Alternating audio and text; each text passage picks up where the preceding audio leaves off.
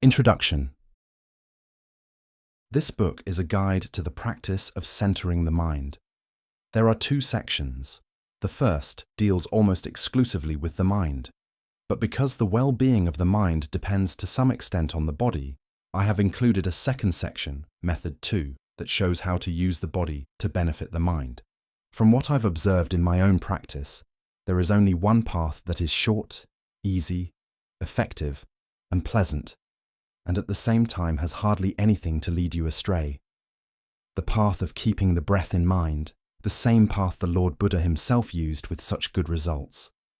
I hope that you won't make things difficult for yourself by being hesitant or uncertain, by taking this or that teaching from here or there, and that instead you'll earnestly set your mind on getting in touch with your own breath and following it as far as it can take you. From there, you will enter the stage of liberating insight, leading to the mind itself. Ultimately, pure knowing, Buddha, will stand out on its own. That's when you'll reach an attainment trustworthy and sure. In other words, if you let the breath follow its own nature and the mind its own nature, the results of your practice will without a doubt be all that you hope for. Ordinarily, the nature of the heart, if it isn't trained and put into order, is to fall in with preoccupations that are stressful and bad. This is why we have to search for a principle, a Dhamma, with which to train ourselves if we hope for happiness that's stable and secure. If our hearts have no inner principle, no center in which to dwell, we're like a person without a home. Homeless people have nothing but hardship. The sun, wind, rain, and dirt are bound to leave them constantly soiled because they have nothing to act as shelter. To practice centering the mind is to build a home for yourself. Momentary concentration, Khanika Samadhi, is like a house roofed with thatch. Threshold concentration, Upakara Samadhi, a house roofed with tile. And fixed penetration, Appana Samadhi, a house built out of brick. Once you have a home, you'll have a safe place to keep your valuables. You won't have to put up with the hardships of watching over them, the way a person who has no place to keep his valuables has to go sleeping in the open, exposed to the sun and rain, to guard those valuables. And even then his valuables aren't really safe. So it is with the uncentered mind. It goes searching for good from other areas, letting its thoughts wander around in all kinds of concepts and preoccupations. Even if those thoughts are good, we still can't say that we're safe. We're like a woman with plenty of jewelry. If she dresses up in her jewels and goes wandering around, she's not safe at all. Her wealth might even lead to her own death. In the same way, if our hearts aren't trained through meditation to gain inner stillness, even the virtues we've been able to develop will deteriorate easily because they aren't yet securely stashed away in the heart. To train the mind to attain stillness and peace, though, is like keeping your valuables in a strongbox. This is why most of us don't get any good from the good we do. We let the mind fall under the sway of its various preoccupations. These preoccupations are our enemies, because there are times when they can cause the virtues we've already developed to wither away. The mind is like a blooming flower. If wind and insects disturb the flower, it may never have a chance to give fruit. The flower here stands for the stillness of the mind on the path. The fruit for the happiness of the path's fruition. If our stillness of mind and happiness are constant, we have a chance to attain the ultimate good we all hope for. The ultimate good is like the heartwood of a tree. Other goods are like the buds, branches, and leaves. If we haven't trained our hearts and minds, we'll meet with things that are good only on the external level. But if our hearts are pure and good within, everything external will follow in becoming good as a result. Just as our hand, if it's clean, won't soil what it touches, but if it's dirty, will spoil even the cleanest cloth. In the same way, if the heart is defiled, everything is defiled. Even the good we do will be defiled. For the highest power in the world, the sole power giving rise to all good and evil, pleasure and pain, is the heart. The heart is like a god. Good, evil, pleasure and pain come entirely from the heart. We could even call the heart a creator of the world, because the peace and continued well-being of the world depend on the heart. If the world is to be destroyed, it will be because of the heart. So we should train this most important part of the world to be centered as a foundation for its wealth and well-being. Centering the mind is a way of gathering together all its skillful potentials. When these potentials are gathered in the right proportions, they'll give you the strength you need to destroy your enemies, all your defilements and unwise mental states.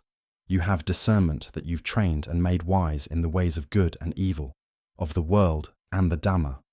Your discernment is like gunpowder, but if you keep your gunpowder for long without putting it into bullets, a centered mind, it'll go damp and mouldy.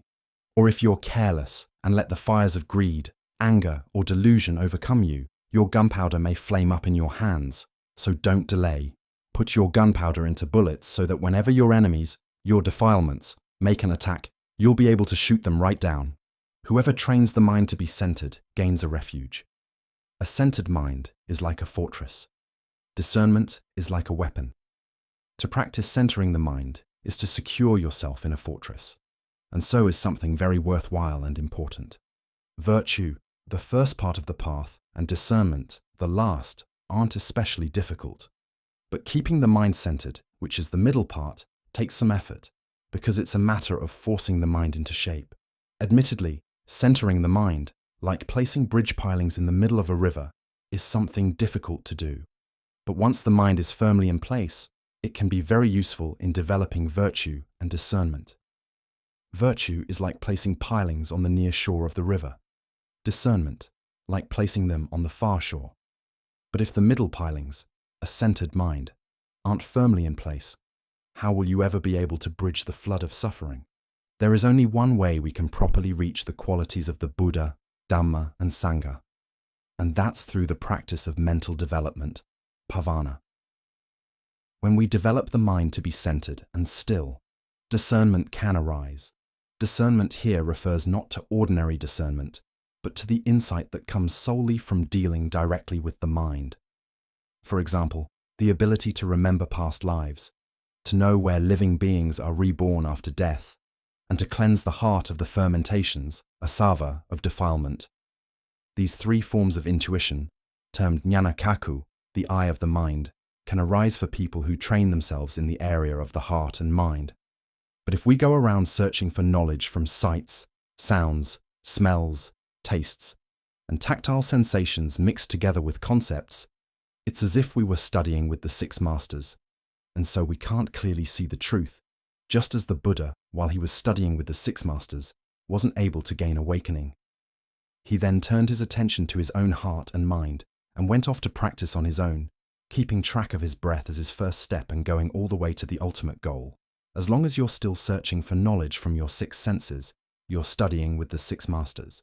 But when you focus your attention on the breath, which exists in each of us, to the point where the mind settles down and is centered, you'll have the chance to meet with the real thing, Buddha, pure knowing. Some people believe that they don't have to practice centering the mind, that they can attain release through discernment, panya vimutti, by working at discernment alone. This simply isn't true. Both release through discernment and release through stillness of mind, ceto vimutti, are based on centering the mind. They differ only in degree. Like walking. Ordinarily, a person doesn't walk on one leg alone. Whichever leg is heavier is simply a matter of personal habits and traits.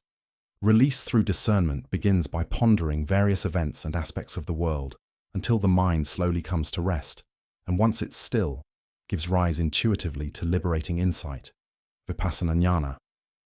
Clear and true understanding in terms of the Four Noble Truths, Arya-Saka.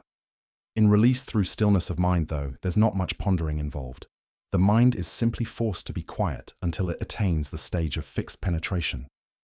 That's where intuitive insight will arise, enabling it to see things for what they are. This is release through stillness of mind. Concentration comes first, discernment later. A person with a wide-ranging knowledge of the texts, well versed in their letter and meaning, capable of clearly and correctly explaining various points of doctrine, but with no inner center for the mind, is like a pilot flying about in an airplane with a clear view of the clouds and stars, but no sense of where the landing strip is. He's headed for trouble. If he flies higher, he'll run out of air. All he can do is keep flying around until he runs out of fuel and comes crashing down in the savage wilds.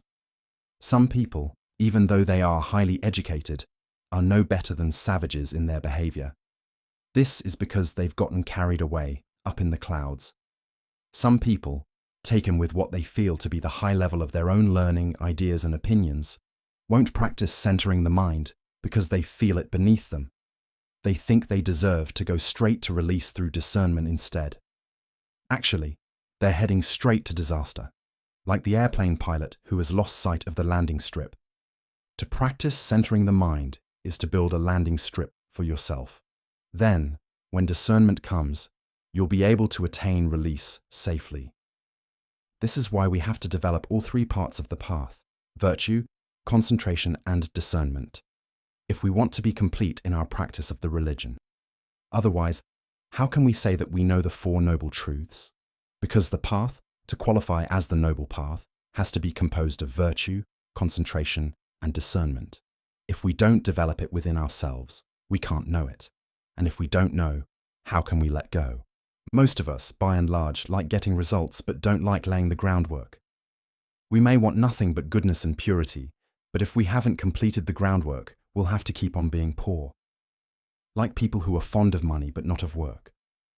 How can they be good, solid citizens? When they feel the pinch of poverty, they'll turn to corruption and crime. In the same way, if we aim at results in the field of the religion but don't like doing the work, we'll have to continue being poor. And as long as our hearts are poor, we're bound to go searching for goodness in other areas: greed, gain, status, pleasure and praise, the baits of the world, even though we know better.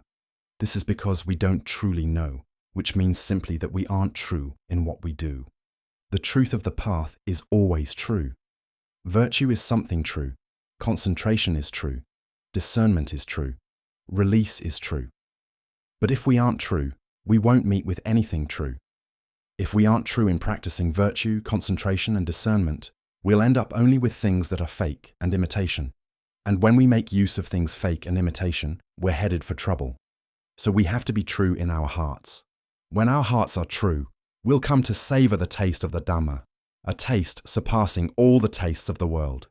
This is why I have put together the following 2 guides for keeping the breath in mind. Peace. Fra Ajahn Lee Damadaro. Wat Boromnivas, Bangkok, 1953.